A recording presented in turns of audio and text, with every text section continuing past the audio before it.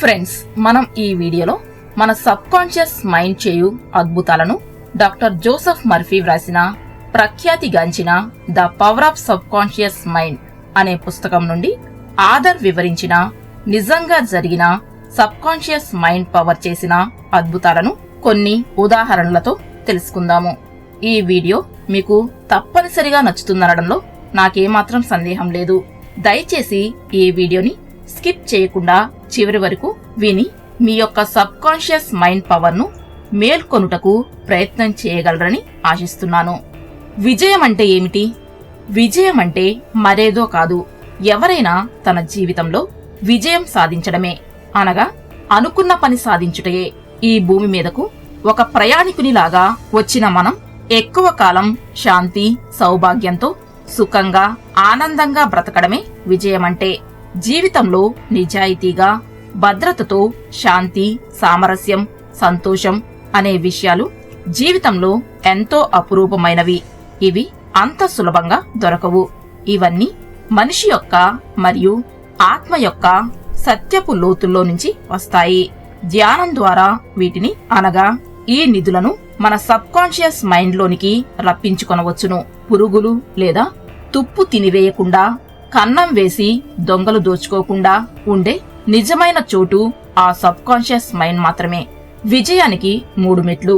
మనం విజయం సాధించామని చెప్పుకున్నటకు ఇక్కడ తెలిపే 3 విషయాలు ఉన్నాయో లేదో తెలుసుకోండి.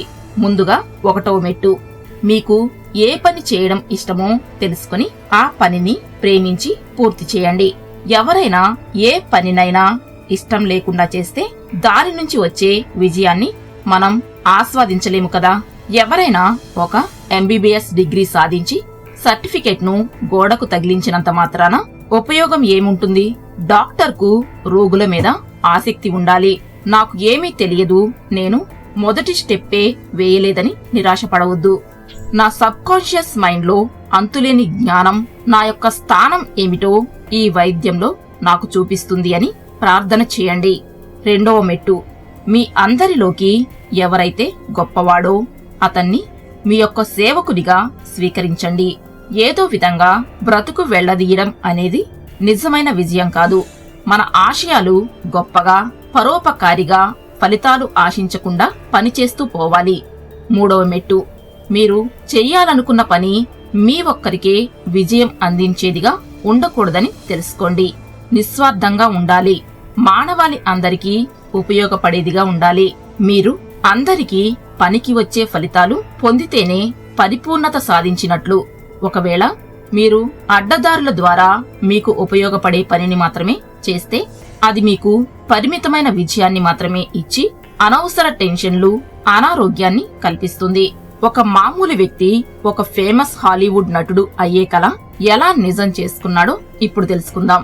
హాలీవుడ్ నటుడొకరు మన రచయితకు కలిసి తను ఒక వ్యవసాయ కుటుంబంలో పుట్టి పెరిగానని, వాళ్లకు కేవలం తిండికి బట్టకు సరిపోయేంత డబ్బు ఉండేదట. అతనికి కాలక్షేపం మధ్య అమెరికాలో ఆ రోజుల్లో 2 బ్లాక్ అండ్ వైట్ ఛానల్స్ మాత్రమే టీవీలో చూస్తూ ఉండేవాడు. తన పొలంలో పనిచేసేటప్పుడు పశువులను కొట్టంలోకి తోలుకెళ్లేటప్పుడు నేను ఎప్పుడు నా పేరును ఒక గొప్ప థియేటర్ బయట పెద్ద పెద్ద అక్షరాలతో ఊహించుకునేవాణ్ణి. నేను ప్రతి అంశాన్ని చూశాను. నా చుట్టూ అభిమానులు గుమ్మిగూడటం, ఆటోగ్రాఫ్స్ అడగడం, నా ఇంటర్వ్యూకి రిపోర్టర్స్ పోటీ పడటం అన్ని ఊహాచిత్రంగా కొన్నేళ్లపాటు చూస్తూ వచ్చానని చెప్పాడు. చివరికి ఇల్లు వదిలి లాస్ ఏంజల్స్ చేరుకున్నాడు. సినిమాలలో టీవీలలో ఎక్స్ట్రా వేషాలు సంపాదించాడు. త్వరలోనే తనకు ఒక పెద్ద పాత్ర దొరికింది.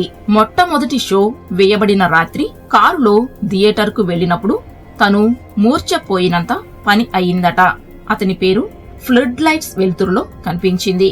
బోలెడంత మంది మాస్ ఫాలోయింగ్ న్యూస్ రిపోర్టర్స్ అంతా తను ఊహించినట్లుగానే జరిగింది.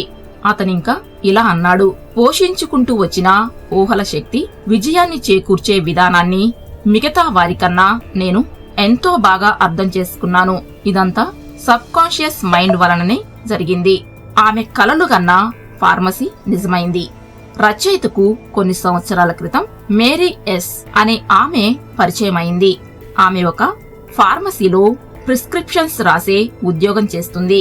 నీకు ఈ జాబ్ ఎలా ఉంది అని రచయిత అడిగినప్పుడు ఆమె ఓ బాగానే ఉంది, నాకు వచ్చే కమిషన్లలో నాకు మంచిగానే ఉంది, ఇలాగే ఉంటే ఓల్డేజ్ రాకుండానే రిటైర్ అయినా మంచిగానే బ్రతకగలుగుతాను అంది. మీ లక్ష్యము ఇదేనా అని రచయిత అడిగాడు. ఆమె నేను ఒక సొంత దుకాణం పెట్టి దారిని వెళ్తుంటే అందరూ హలో అని పేరు పెట్టి పిలవాలని, నేనే సొంతంగా మందులు అమ్మాలని కలలు కనే దాన్ని అన్నది. అర్ధరాత్రి కూడా తమ పిల్లలకు బాగాలేదని మందులు కావాలని నన్ను అడిగినట్లు కలలు కన్నాను అని చెప్పింది. అప్పుడు రచయిత ఆమెను సొంతంగా దుకాణం తెరిచి తన కలను నిజం చేసుకోమని అడిగాడు. అదెలా సాధ్యం? దానికి చాలా డబ్బు కావాలి కదా, మేమిప్పుడు చాలని జీతంతో సర్దుకుంటున్నాం అన్నది. ఆమెకు సబ్ కాన్షియస్ మైండ్ పవర్ ను చెప్పి ఆమె నమ్మే స్థితికి వచ్చి ఆమె సొంత దుకాణంలో ఉన్నట్లు ఊహించుకుంటూ సీసాలను సర్దుతున్నట్లు ప్రిస్క్రిప్షన్స్ ఎలా రాసింది, తనకి పరిచయం ఉన్న ఇరుగు పొరుగు వాళ్లే తన దగ్గరకు వచ్చే రోగులని ఊహించుకున్నది. తనకి మంచి బ్యాంక్ బ్యాలెన్స్ ఉన్నట్లు ఒక మంచి నటిలా ఆ షాప్లోని నాటకంలో ఓనర్ పాత్రను నటించి ఆ పాత్రలో జీవించసాగింది. కొన్ని సంవత్సరాలకు ఆమె రచయితకు ఒక ఉత్తరం రాసింది. ఆ ఉత్తరం ప్రకారం ఒక చిన్న టౌన్లో ఆమె అనుకోకుండా ఒక మందుల దుకాణంలోకి అడుగుపెట్టగా ఆ దుకాణం తను కలలో చూచినట్లు అచ్చు గుద్దినట్లు ఉన్నదట. ఆ విషయాన్ని వృద్ధుడైన ఆ షాప్ కీపర్ కు చెప్పగా ఆ దుకాణాన్ని కొనడానికి తానే అప్పిచ్చి ఆ షాప్లో వచ్చే లాభంతో అప్పు తీర్చవచ్చని చెప్పగా తానా షాప్ కొని ఒక పాత ఇంటిని కొనుక్కొని రోజూ ఆ షాప్ కి నడిచి వెళ్లేటప్పుడు తన కలలో చూచినట్లు అందరూ తనను పేరు పెట్టి పిలిచి హలో అని పలకరించడం చూసి ఆశ్చర్యపోయినట్లు వ్రాసింది. 16 ఏళ్ల విద్యార్థి ఓటమిని గెలుపుగా మార్చుకున్నాడు. టాడ్ ఎంకు 16 ఏళ్లు. అతను ఒకరోజు రచయితతో నేను ఏది చదివినా గుర్తు ఉండడం లేదు, నేను ఏది చేసినా ఓటమి ఎదురవుతుంది, నన్ను స్కూల్ వాళ్లు బయటకు పంపేలోపు నేనే మానేస్తే మంచిదేమో అని చెప్పాడు. అతని మాటలలో రచయిత అతని బలహీనతలు అయినా చదువంటే శ్రద్ధ లేకపోవడం, కొందరు టీచర్స్ అన్నా విద్యార్థులన్నా తనకు కోపం అని తెలుసుకున్నాడు. చదువులో రాణించుటకు తన సబ్ కాన్షియస్ మైండ్ ను ఎలా ఉపయోగించుకోవాలో రచయిత చెప్పగా అతను క్రమంగా అంగీకరిస్తూ రాత్రిళ్లు నిద్రపోయే ముందు ప్రొద్దున్నే లేచిన వెంటనే సబ్ కాన్షియస్ మైండ్ కు అందించేందుకు ఇదే సరైన సమయం అని, సబ్ కాన్షియస్ మైండ్ లో జ్ఞాపకాల నిధి ఉందని, నా టీచర్స్ చెప్పేవి నేను చదివేవి అన్నీ అక్కడ పొందుపరచబడి ఉన్నాయి అని, నాకు చక్కటి జ్ఞాపక శక్తి ఉందని, నాకు ఏది చదివినా గుర్తుంటుంది అని నమ్మడం ప్రారంభించి టీచర్స్, తోటి విద్యార్థుల పట్ల పాజిటివ్ యాటిట్యూడ్ అలవాటు చేసుకుని వాళ్లకు వచ్చే విజయాలు తనకు ఎందుకు రావు అని ప్రయత్నించగా అన్ని సబ్జెక్ట్స్ లోనూ ఫస్ట్ మార్క్స్ వచ్చాయి. తనకు వచ్చిన మార్కులకు గాను తల్లిదండ్రులు, ఉపాధ్యాయులు తనను ఎప్పుడూ అభినందించుచున్నట్లు ఊహించుకుంటూ వాటినే తన జీవితంలో నిజం చేసుకుంటూ అపజయాలను విజయాలుగా మార్చుకున్నాడు. తను కోరుకున్న కార్ సొంతమయ్యింది.